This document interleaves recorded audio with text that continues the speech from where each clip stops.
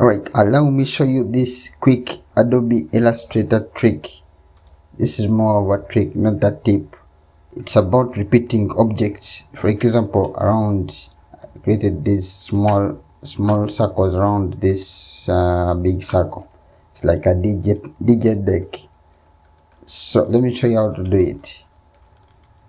First of all, you need to draw a circle, a big circle, and you also need a small circle that you are going to use for repeating. So to draw this, simply come to the layers panel by pressing F7 and go to layers and start creating these circles. Create a small one like this and a big one, holding down alt key and the shift key to keep the proportion, and place it around here. Alright, very good. Now let's start rotating these objects. So with the small one selected, go to this tool right here, go to the rotate tool. If you hold down this, you notice we also have the reflect tool. I think we looked at this one in the last video. Anyways, go to the rotate tool, rotate, use letter R for shortcut to get to the rotate tool, and then go look for the center. Now make sure when you're drawing these circles, when you're drawing this circle, you draw it from the center. That way it will be easier for us to duplicate the small circles around it.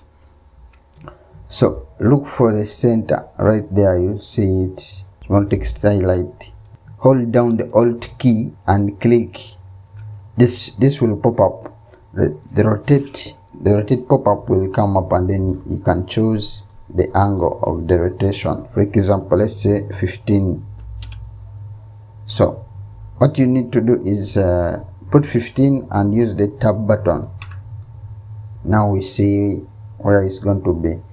So keep this one, keep the preview on to see what the effect is, and then click on copy instead of OK. Click on copy. So we have a copy, have the one we first drew, and we also have the copy. So click on copy and use Ctrl D to duplicate or to repeat the action.